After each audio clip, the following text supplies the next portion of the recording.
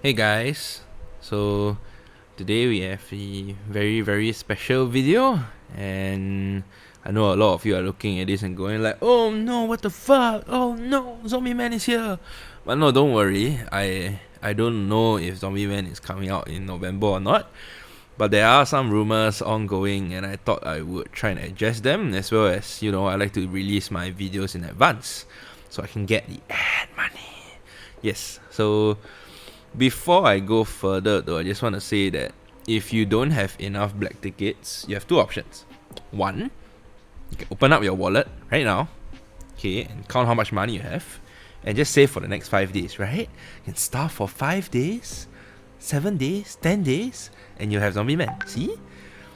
But now let's say if you aren't going to spend any amount on this game, the Zombieman banner will eventually come in a rerun banner at some point.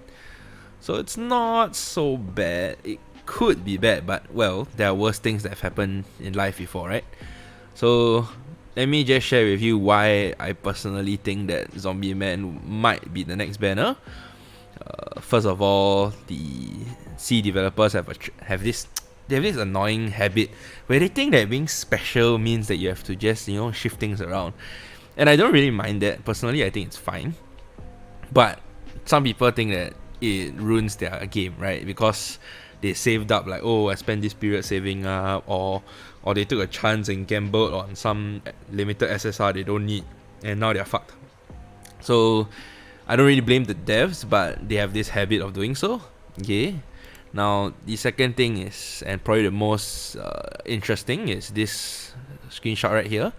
So in case y'all didn't know, when you whale past a certain point in your One Punch Man career, lao mao, you actually get a special message from the developers in game telling you to go and message their line. So they have a Line account. In case you all didn't know about what's Line, it's a Korean-based messaging app that actually has some global presence as well. So they use Line to communicate with whales and to offer them extremely overpriced packages. It's something like 30% off the funds that are inside of the game. Now, we rarely ever buy stuff from them. Some whales, obviously the huge ones do, but the good thing is that it's really a customer support. You can ask them anything. The questionable part is that the customer support also doesn't know anything. Like, they legit don't know what they're doing or saying half the time. But it really depends what country you're from. The English one, from what I understand, the customer support doing the English side is quite bad. But the Indonesian and the other sea countries, their customer support seems to be more knowledgeable, right? As you can see here on the screen, the Line VIP replied that Zombieman is the next banner. Now, I think that that's a bit earlier than intended, but not out of the realm of possibility. It could very well be that, Zombieman is the next banner, right? Now that the official has come out and said it, I'm just going to show it here. Okay. Now, the second thing is, of course, a lot of people have been pointing out reborn. So, what does it mean? Now, reborn means you rise up, and Zombieman goes boom, you rise up. So, it reborn. Yeah, but I think this one is smaller because they could very well just be releasing the reborn so in advance. It might not be as strong of an indicator as what we would expect, right? So, yep, those are the 2 points. But let's move on to the main content for today, which is, well, what does Zombieman do? So for those of you who are lazy to go and research or to ask questions or go join Discords or join a community, or for some reason you're here watching my video but you don't join the rest of the community, then grats, I'm here to share with you today, and you will never be in the dark from here onwards, So Zombieman, his specialty is that he revives. Now if you look at his ultimate skill, when Zombieman dies, he deals 60% of his attack as damage to all enemies. On the next turn, he will revive with 15% of his max HP. Sorry, I meant passive, not ultimate skill. Okay, this skill can activate up to 4 times per battle. So what this means is that Zombieman is basically a character that acts kind of like Genius clones, but better, because he actually skips the boss attack phase. So he only revives on his turn. He doesn't revive at the start of the turn. When he reaches his turn order, for example, if he's speed 4, he will revive at the point that he takes his turn and then take his attack. So that's very unique because it means that he has unblockable attacks for 4 turns. Even if you kill him on turn 1, he will still get his attack off on turn 2. Even if you kill him on turn 2, he'll still get his attack off on turn 3. And more importantly, of course, is that because of this revive mechanic, he can actually cause you to be able to tank the boss. For the simple reason being that now if you die on turn 1, right, you'll revive on turn 2 after the boss has taken his attack. Correct? No, actually you revive on turn 1, sorry. Now, every time he revives, he basically takes an attack or a hit from the boss or the target that's hitting him. And that removes a lot of damage output from the rest of your characters who are struggling to deal with the opponent. And his other skills, they deal a lot of single target damage, and they heal based on his attack. So what this means is that if you can use this character as a attack character without sacrificing the fact that he can also tank, and that's very useful, right? You just want a character that can deal damage or put full attack gear on him with no risk. Now, the other game-changing part about this character is actually his core, but we'll get around to that in a moment. Now, if you look at his other skills though, his normal attack is damn strong. It's insane. It's basically a bossing skill. Look at it. And when he attacks the target, he deals 120 damage, nothing out of the ordinary yet for an SSR, but he has a 100% chance of inflicting injury. 100% extra damage when attack. Now, there's no characters in the game that injure on auto attack yet. They are only shatter on auto attack. That's the okay. Well, Amai is one of the characters that injures on auto attack, but Amai also doesn't have plus 100% extra damage. Now, Zombieman's injure is by far the highest in the game, and I don't think anything else in the game released so far even comes close to 100% extra damage injure. And just to clarify, this is not internal injury. It's normal injury. It doesn't disappear after the target after you hit it. It just stays. So it's very, very strong, and it's perfect for bossing, which makes him extremely useful. Okay, if you look at his ultimate as well, his ultimate deals a lot of single target damage, hits a target 5 times and deals 240%. But here's the useful part: he restores health equal to 100% of Zombieman's attack. Now, this is very similar to what King does, except that King's ultimate is of course AoE damage, right?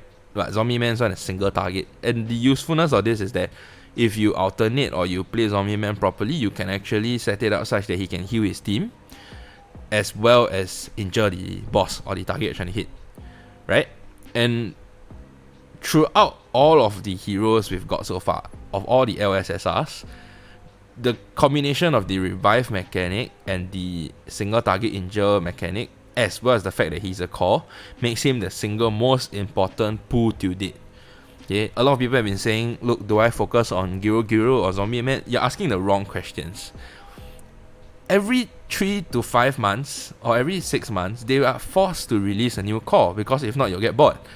Now, the entire point is that Zombieman as a core at this point in time, if he comes out, is definitely 100% the strongest unit. You don't have to care about Garo, because that is so many months away that it's irrelevant to you. You shouldn't care. Should think about what makes you successful now. And without Zombieman, there's so much that you're gated.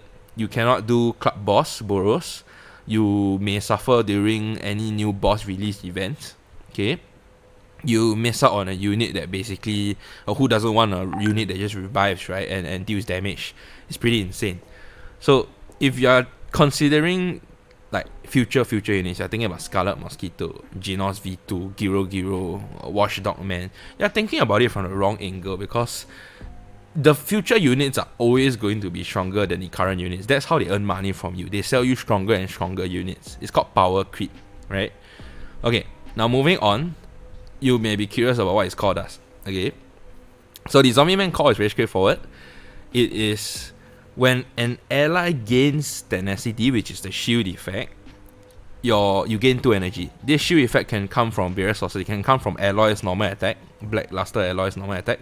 It's black. Luster. Yeah, I think that's the correct one. Okay, it can come from Silver Fang's passive. When you damage an enemy, a shield pops up and you get 2 energy, right?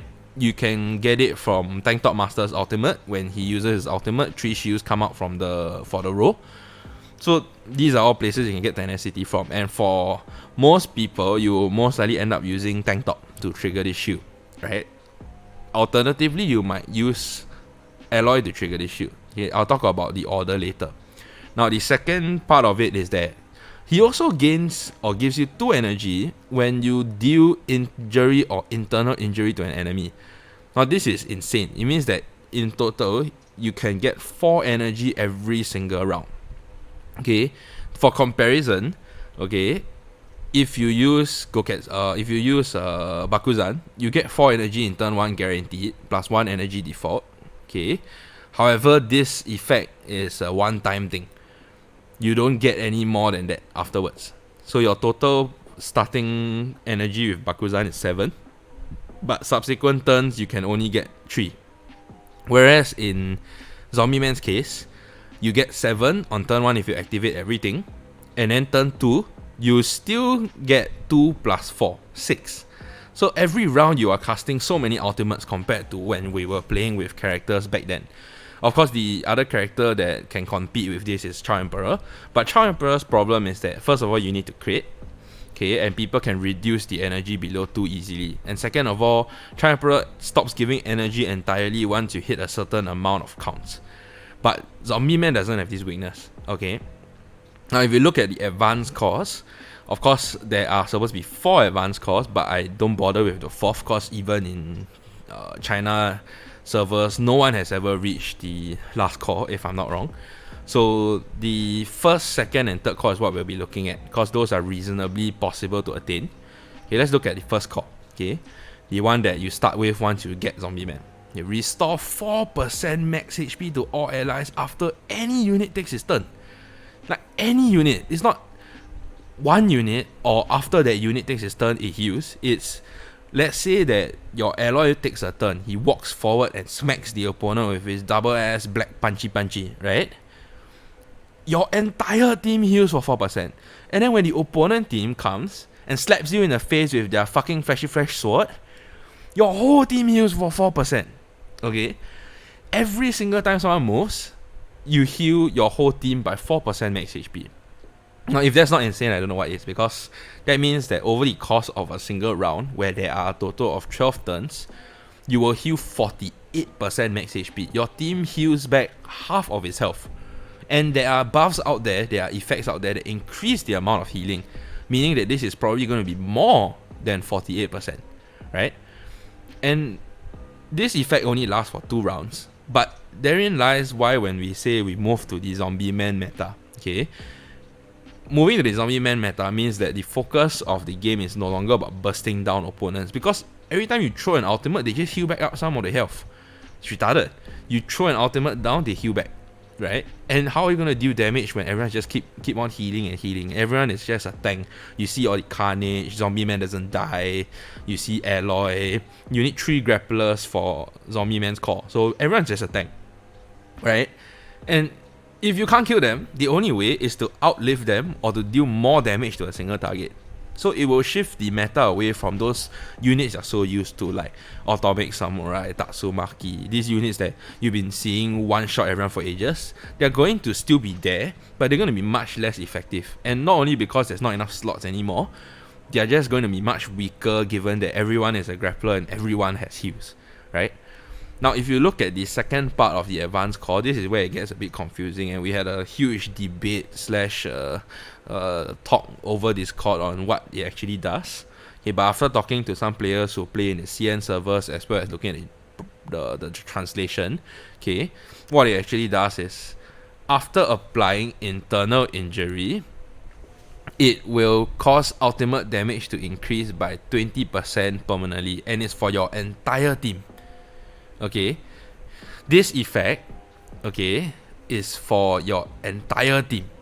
So let's say that Garo casts in his ultimate and he internally injures someone, okay, the entire team gets plus 20% out damage afterwards. Okay, now the same goes for Silver Fang's ultimate. If your Silver Fang uses his ult, the entire team will get out damage plus 20% for the rest of the battle.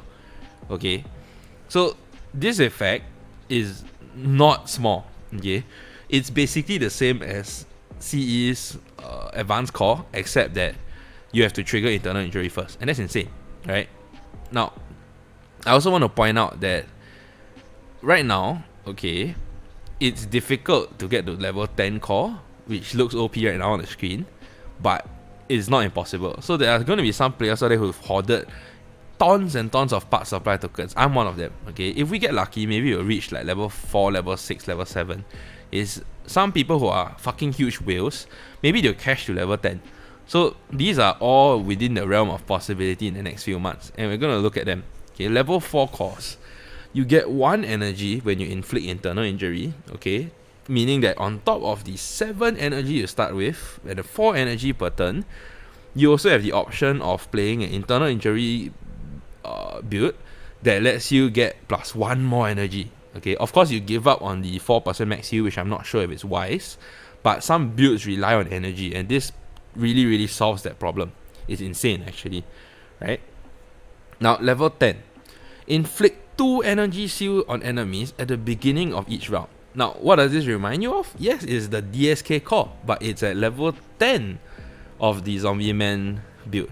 Now the beautiful part about this is that you can keep Zombieman's tankiness and his strong utility and his plus 4 energy per turn and still be able to get 2 energy seal on your opponent. So this is actually such an important fight later on, because when you have Zombieman versus Zombieman, the initial turn matters a lot in Zombieman lineup. I'll explain why later. It's the way you actually order your units will actually affect how you gain energy, right? So if you inflict 2 energy seal on enemies at the beginning of each round, that means that the opponent will start with 1 energy.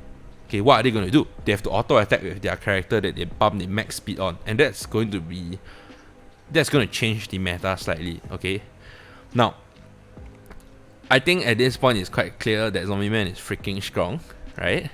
I don't even need to make a meta shit like my previous Silver Fang video. I don't need to make a meta shit because there's no meta for Zombieman. He is the meta, right? Once he comes out, everything changes. Okay, you're gonna have 3 grapplers in every lineup. What the fuck? You're gonna have Zombieman fill the duelist role. In case you don't know, he's a duelist. The way that this game defines a duelist is that anyone who wields a weapon is a duelist. Okay, so 3 grapplers and 1 duelist. What are you gonna fill the remaining 2 slots with?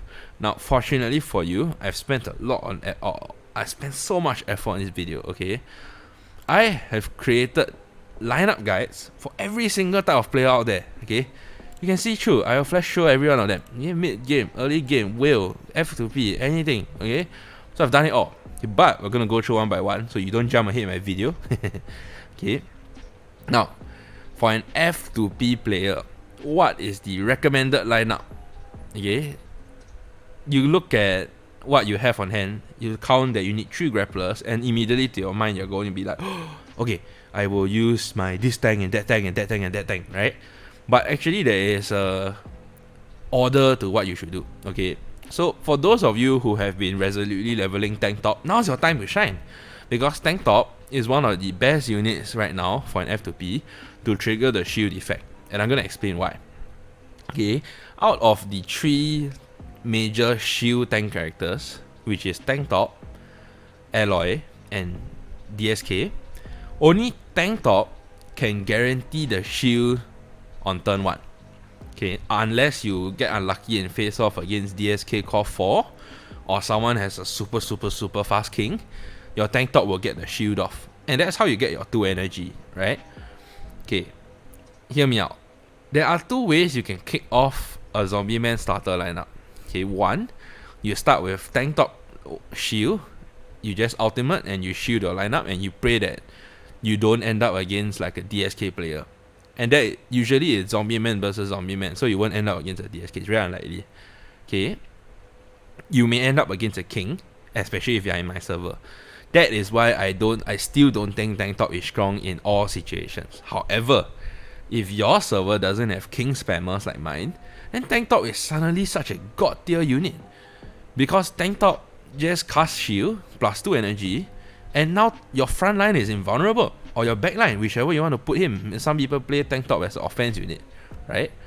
So for me, if you're a Tank Top player, this is your time to shine.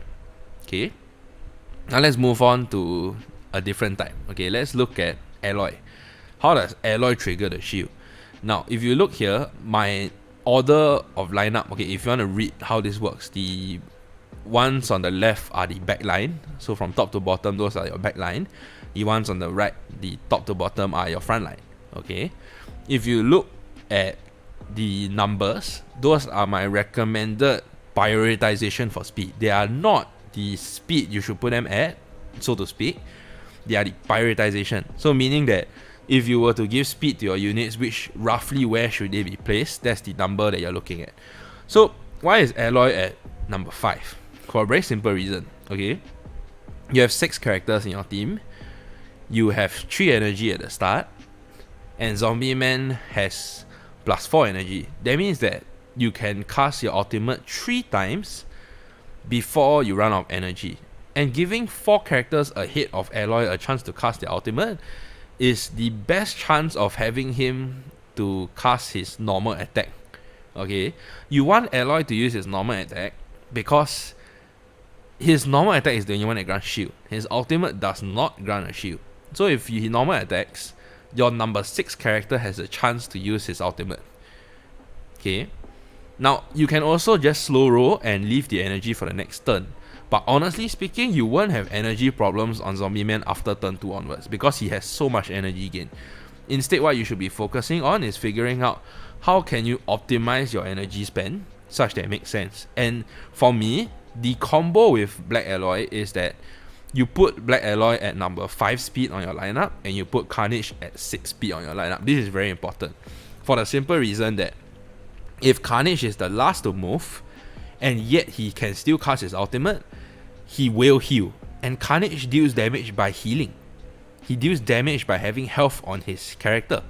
So if you have Alloy on turn 5 using his shield, that gives your Carnage a chance to use his ultimate, and that is fucking insane. It's fucking powerful. Okay, I cannot emphasize it enough. Okay, now if we look to the other characters on the left, you're wondering, okay, how do I read this chart right now, right? These boxes represent the slot, and if there are no other characters in that slot, it means that I recommend you use that unit there and don't change it. Okay, now if there are other units in that slot, it means that it's either a positioning swap or it's an alternative character. Okay, so there are a few options here. Now let's say if you ran Black Alloy as your shield generator, as your energy generator using the shield, okay, then you probably don't want a Tank Top because that's a lot of tank grappler types. You wouldn't have resources left for Armai and Beast King, which are the F2P important bossing characters. Okay, instead, let's say if you use Alloy as your shield generator on turn 5, then in turn 1, what you want to do is that you need to have an energy generator for Injure. And the best character to achieve this is actually Armai Mask, at least for an F2P. And hear me out, Armai Mask, if the opponent has a king and he seals you off and he normal attacks, he gets you back the 2 energy to allow you to use your attacks on the next turn. And that's very important because if you run out of energy on turn 1 and you cannot generate any energy afterwards, then you only gain plus 2 energy for that turn. What you need to do is to figure out a strategy that gives you the optimal chance of applying injury as well as shield. Okay, so there are 2 ways you can accomplish this. One is that you put your Zombieman early on at number 1 to 3. Okay, your Zombieman's normal attack injures, so he's the backup plan. In case your units don't injure, your Zombieman will injure for you. So even if they seal off your energy, as long as Zombieman is in your lineup, you will get that plus 2 energy, correct? So Armai, even though he is a way to trigger the plus energy early on, is not a compulsory unit in my lineup here. Okay, that's why in the left you see put your best unit, and on the right there's a Black Alloy there, because these are alternatives. Okay, however, you see my Beast King over there? My Beast King is a slot of its own. And why do I recommend Beast King for an F2P lineup? Okay, Beast King's problem in PvP has always been that he struggles to survive, and yet he doesn't deal enough damage on his own to do much. However, in the Zombieman lineup, he's very important because first of all, he triggers injury on characters on the other side. Okay, if you have his keepsake, he injures 3 targets. If you don't have his keepsake, he still deals a ton of damage because of Zombieman. Zombieman's injure is 100% increased damage, and the follow-up from Beast King can actually deal a ton of damage to the person that Zombieman just hit.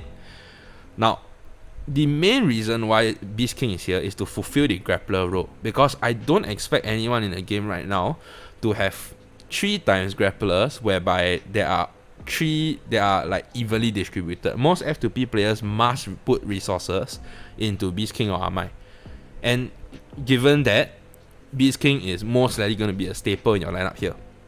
And because of Beast King, there's another 2 units that are strong.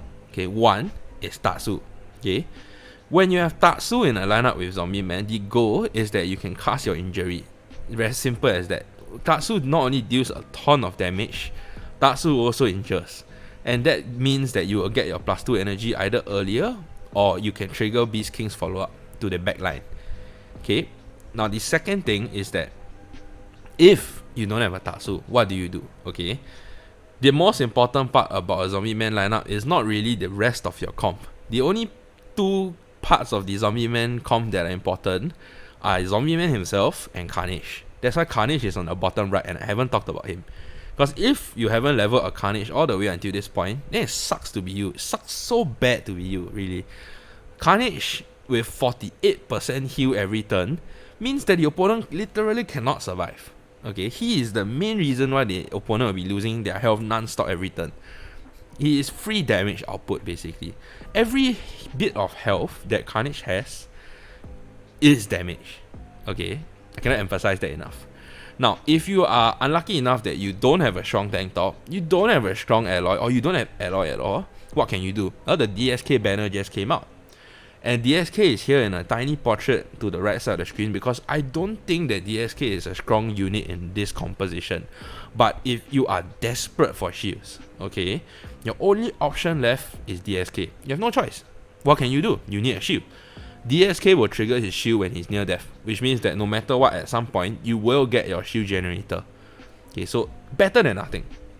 And he must be in the front line, because if you don't have him in the front line, he may not get the shield on the first turn, and you lose out on 2 very important pieces of energy. Okay? Now, what I would doubt about myself when it comes to this screen is that some people might still deal enough damage with their units to warrant putting them in. And that's when you have on the very left side, you see Golden Ball and Atomic. Okay, some people, they just have very, very strong Golden Balls. You invested everything into him. He's so strong that without him, your lineup falls apart. No damage dealt, okay? Don't worry, I know who you are, and I think that Golden Ball still works in this lineup because the last 2 slots, you can put any units you want. After you fulfill your 3 grappler slots and 1 duelist slot, you can do anything you want, anything. Okay, you can even put CE there, and I don't give a fuck, because technically speaking, even though CE is a shit unit, if you put formal gear on him during this meta and you get a lucky ass double stun, you will still win. So it's a very flexible time to be alive, and I feel that the only units you have to focus on, as I've said before, is your Beast King, Carnage, and Zombieman. Preferably you focus on Carnage and Zombieman. Now, let's move on to what an F2P might be using in the mid game. Okay, now it becomes a bit more interesting. Okay, now an F2P player would most likely have Carnage and 1 hero tank level. Okay, the hero tank is either Tank Top Master or Alloy, and that doesn't actually change when you reach this period in the game. Okay, now for an F2P, by the time you hit mid game is defined as the period where Gokatsu, Flashy Flash, Garo, Zombieman, Better Bet, all of these characters are out. Okay, what should you focus on, or what should you get other than Zombieman as your LSSR? It's very simple. Okay, if you were to ask me, choose between Gokatsu or Garo. It's a very simple equation, because you will be using Zombieman for so long that, and these 2 units are so strong, picking either one of them will get you the highest chance of long term. Okay, what does Garo and Gokatsu do? Garo is a 6 target hitter with follow-up damage and internal injury. Okay, he triggers Zombieman's first core ultimate damage boost. He's very strong, and generally speaking, he is the most reliable source of internal injury in the game. Okay, there are not many of that, honestly speaking. Then you have Gokatsu. Okay, what does Gokatsu do? Now, in the monster side of the game, there is only Carnage and nothing else. Like, pretty much everything else in the monster side is useless except Carnage. But Gokatsu is the first unit that's projected to come along and change that, because Gokatsu's ultimate has a base damage count of 180%. Okay, his passive is very simple. His passive is doubles the effects of shields and healing, which means that if you have Gokatsu in your lineup, Zombieman's heals will suddenly become 100% every turn instead of 48%. And if you have a tank top's shield effect will be doubled. How do you kill something that has double of tank top shields? It's impossible, right? Now, if you can only afford one of the two, either Garo or Gokatsu, then be my guest and pick. Okay, I am not biased towards either, but for me, I prefer Garo because I just like Garo.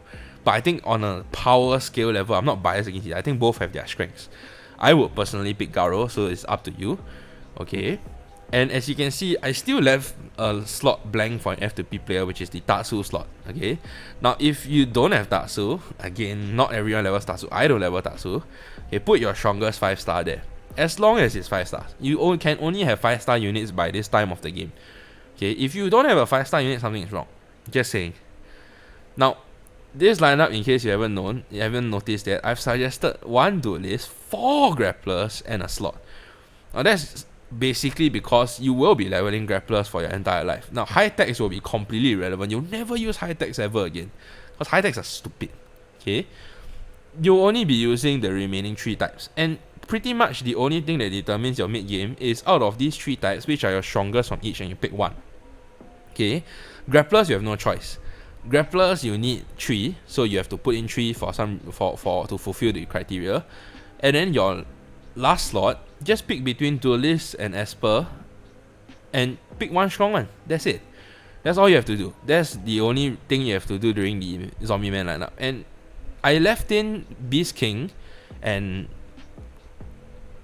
personally speaking, you'll never not use Beast King. At some point in the game, you'll just be like, okay, I need to pull out my Beast King again. Okay, I need to pull out my mask again. He's just there. These units are your single target bossing units as an F2P player. You have no choice. Before Scarlet and before, if you don't have Scarlet, if you don't have Boros, you have to level Amai and you have to level Beast King. They're your single target characters. So maxing them out is fine. Okay, and I think that focusing on them is one way to get ahead of your competition. Because other F2P players without these units, they can't clear bosses fast, but you can. Okay. Now, here's the fun part that some people will be interested in saying, holy shit, so many units on the screen, what's going on? Right? In the off case, in the event I'm wrong about Meta Bet and it comes out next month, don't hate me. Don't hate me. Okay? I'm just here to share with you what I know about the game and try to help you to prepare in advance. Okay? Now, if Meta Bet comes out, skip Meta Bet. Don't bother with him, okay? Unless you're a whale. If you're a whale, then you can go for Meta Bet, because Meta Bet is almost as tanky as Carnage, but he's a duelist, and that's very important because duelist is a slot that honestly Atomic is gonna fall off, Golden Ball is gonna somewhat fall off, and you're gonna end up with nothing in the duelist slot. So Meta Bet is one of the units that fills that slot. Okay, for whales, that slot is Meta Bet or Flashy Flash. Now, in the early game recommended whale lineup, my assumption is that Flashy Flash has not come out. I'm going to assume that Meta Bet comes out first. Okay, that means that your lineup options are very simple. Okay, Zombieman, Carnage, those 2 staples for both F2P and whales, followed by 2 slots where you need grapplers in them. Okay, for a whale, that means either Silver Fang or Alloy, or Tank Top and Alloy. Okay, either one. All 3 of them are fairly even. Actually, if you look at Silver Fang, he's not really so strong to the point where he is much better than Alloy or much better than Tank Top. He's about even. So you can choose between the 3. Yeah, Silver Fang, Alloy, and Tank Top are all viable picks for your grappler in the early game stage. Okay, now for whales, I don't recommend Beast King, because for whales, you don't want to focus on Beast King that much, or rather you have enough damage output that Beast King isn't as important. You may still be leveling him, but maybe you have a Boros like me, or you just don't have as much resources invested into Beast King because you have so many other units to focus on. Most likely you would have picked either Tank Top or Alloy to focus on in addition to Carnage. Okay, now what happens if you pick Metal Bat? If you pick Metal Bat, then unfortunately for you, he will be in your front line and you have to still pick 2 more grapplers. Now the other 2 grapplers I would recommend if you pick Metal Bat would be Silver Fang, okay, and Alloy, because Alloy protects your backline, okay, and Silver Fang is slightly better than other units in the backline. Because if you use Tank Top to protect your backline, there's no reason. They haven't broken through your front line yet. You're using Metal Bat. So if you use Metal Bat, you have to pick Zombieman, so you have 2 duelists. Now your remaining 3 grapplers must be Carnage, Silver Fang, and probably Alloy, as compared to Tank Top. Okay? You can also do some weird meme like Amai Mask, which might work, honestly speaking, because Amai will go to the back line and try to kill someone who would otherwise be dealing a lot of damage. Now if your Amai is leveled to that extent, then go ahead. Okay, he's a potential option. Now if you don't plan to get Metal Bat like me, then your lineup will look a bit simpler to use. Okay, it will just be 2 slots of whichever are your highest DPS units. And for a whale, there is a bunch of combinations. 1, you can use Metal Knight together with Tatsu for optimal super high damage output. Okay, if you are in a King dominated server or you're a King player, then your option will probably be King and Genus, or King and some other unit that's strong like Tatsu. Okay, as long as you have 2 super strong units, whatever for you 5-star, okay, put them in the 2 slots. For me, I'm going to put Boros in together with King. That's my plan, because Boros and King, what they do is that Boros is buffed by King's presence and King seals energy, which is a counter to some of the builds like Tank Top Rush. If King seals Tank Top's ability at turn 1, the opponent won't be able to cast a lot of spells, or they will have to wait for Zombieman to use his auto attack before they get to cast spells, and that's very important. During Zombieman, the way you plan out the order that your characters move in is what determines how much energy you will get. Okay. Now, if you look at my speed recommendations here, you'll see some trends. First of all, you look at King. The King is marked as 1. Okay, that's because in the event you're facing off against another Zombieman lineup, you can seal off the opponent's energy first. Okay. However, there is another way to play this, which is still King speed 1, but I call it slow roll build. Okay, basically you don't move fast with your King. You just let your King chill and the opponent goes first, and you know that you cannot die because you have Zombieman's aura. You have Silver Fang aura maybe. So your King just sits there waiting. Okay, the opponent hits you and gives you 2 more energy because of Silver Fang's passive, and maybe you have a you have an injured character that moves faster than your King. I don't know. It could be even your Zombieman even. I don't know. The entire point is that if you play King in your first speed, the fastest speed in your team, he will cause issues for your opponent's Zombieman lineup. They need to think through how they are going to structure their energy generation. Let's say they start out turn 1 with a Tank Top, and you seal the Tank Top off first. The Tank Top has no speed. The Tank Top will just punch with its normal ass punch. Who cares about Tank Top's normal ass punch? It's useless, right? Now, the second speed in this recommended lineup, as you can see, is Tatsu. For the simple reason that Tatsu most likely has the highest chance of, not really most likely has high chance. You can play Tatsu in any speed in this lineup because all she does is proc injure earlier. Okay, but if your Tatsu can go first and deal the injuries to the opponent, that gives your lineup an overall advantage in terms of damage dealt. You can start to deal more damage because of the injuries on them. Okay, so that's the main reason why I put Tatsu 2. But if you can't get her to second higher speed, it's okay to play her slow roll. Just make sure that your energy generation is correct. Okay, now same combo with Alloy and Carnage, 5 and 6, unless you have Silver Fang, then Silver Fang can be 6. Okay, Zombieman I always put as 3, just because his only role is to support the team in the event that the opponent sealed your energy off. He will use his normal attack. if the opponent didn't seal your energy off, then his job will be to heal your team back to full HP. If you let him cast his ultimate too early, he cannot heal your team and his ultimate will be useless. So you must have Zombieman in 3 to 5, like around there. Okay, never have him first and try not to have him last. Because if you have him last, then well, you could have him last, it's just not very smart, I guess. And the energy will go to the next turn, which is okay, I guess. Yeah, but don't have him on number 1 or 2 for sure. Okay. Now, my lineup also has Boros, and I'm still figuring out where to put Boros such that it's optimal. Because Boros struggles if he doesn't cast his ult. His normal attack deals a bit of damage, but the main purpose of Boros is the ult. Okay, so my plan is that I'll put him around number 3 as well. For the simple reason that number 3 is when you are most likely to have energy left. Okay, it's after certain things have happened, like Silver Fang's tenacity giving you 2 more energy. It's also after your zombie man has moved, hopefully giving you a chance to have 2 energy. Okay, so Boros will probably be a medium speed character for me. Okay, now there are budget units mentioned here and off-meta units mentioned here. Those off-meta units are just for people who want to run Boros all the way. But I don't think it's the right time to bring them out, frankly speaking. What you sacrifice for playing the off-meta build is way more than you think. Okay? You have to level a Melza, which is expensive. Or you have to give the second slot on the second last slot to Mosquito Girl as compared to playing something like King. Okay? At the end of the day, it's up to you what you want to play. So do your job, do your research, and make sure that you pick a combo that's relevant. And of course, you always want to try and have 3 grapplers in your lineup. Okay, Zombieman will always fill the duelist slot. You don't have to worry about that. Now, we are going to go... Ooh, I flashed the wrong one. Okay, but you all saw that just now already. So, now, I'm going to show you guys the mid-game recommended F2P... Wait, have I done this already? Oh, wait, I've done this already. I'm retarded. Have I done this already? Yeah, I've done it already. What am I doing?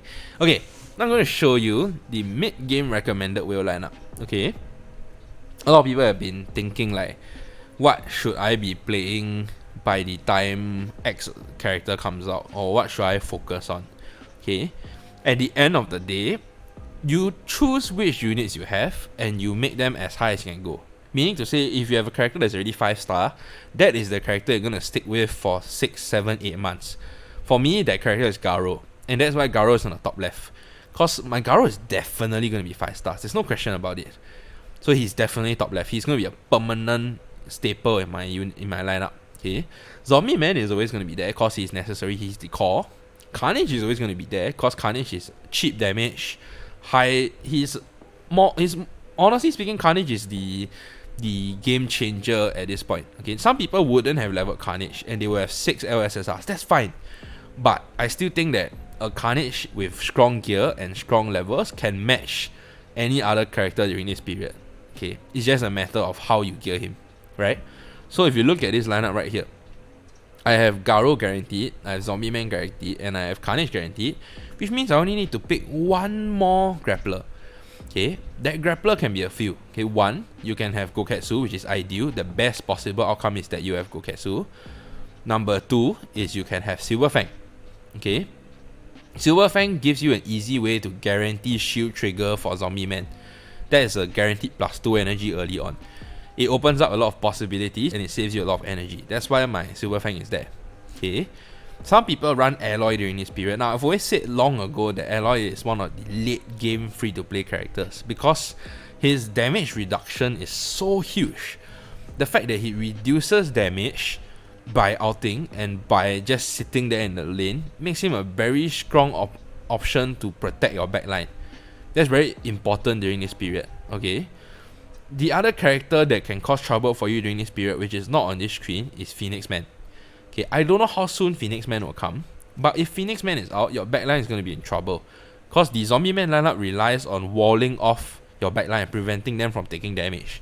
Phoenix Man destroys that idea, and that's where Alloy comes into handy. Alloy prevents some of the damage Phoenix Man does.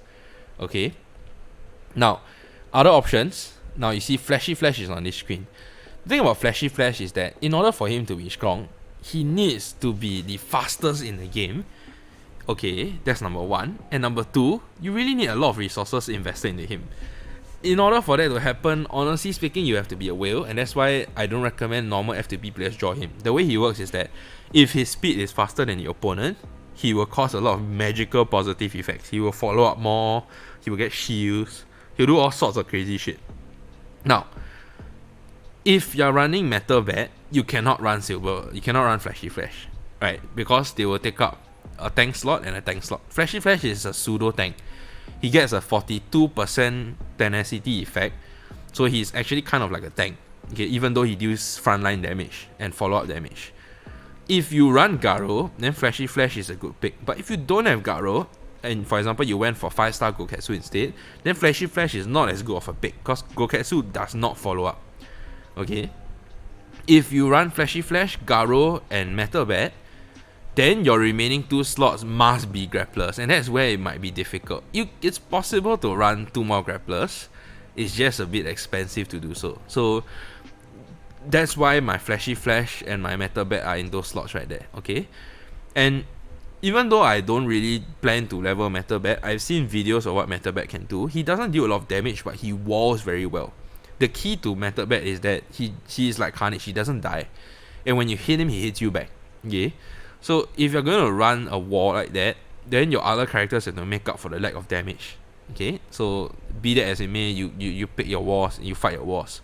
Okay, for me I just recommend Garo, Zombieman, and probably CK. Now if you want to drop CK at this point, be my guest. If you are super whale where your LSSRs can match your Carnage and be stronger than him, for example you can run Garo, Gokatsu, Silver Fang, Zombieman, Metal Bat, all the LSSRs in the world, be my guest. I'm not asking or telling people how to play the game.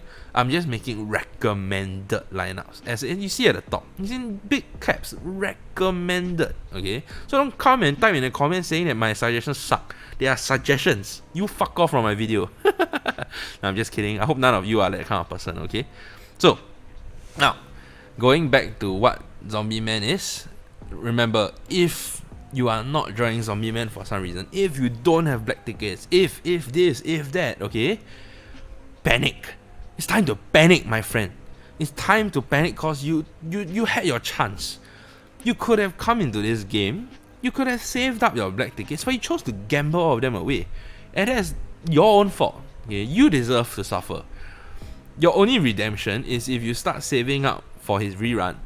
But by that time, you will be behind. And I warn you first, if you don't draw Zombieman, you will be behind. Okay? Whether or not you want to continue in this game, you should draw Zombieman. You anything else you can skip. You can skip Garo. You can skip King. You can skip everything. You cannot skip Zombieman. That's the number one cruel truth. It's the only important character for the next 5 to 6 months. Okay?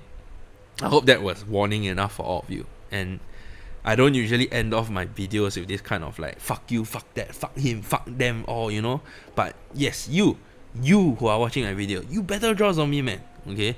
If you don't draw Zombieman, I'll kick you out of my club. You can hold me to that. Kick you out of my club if you don't have Zombieman. I warn you first, Okay. Anyway, if Metal Bat comes out, don't hate me. Just leave a like anyway. Now I'll promise to reduce the number of ads next month if it's Metal Bat instead. Okay, see you guys. Thanks for watching. Bye bye.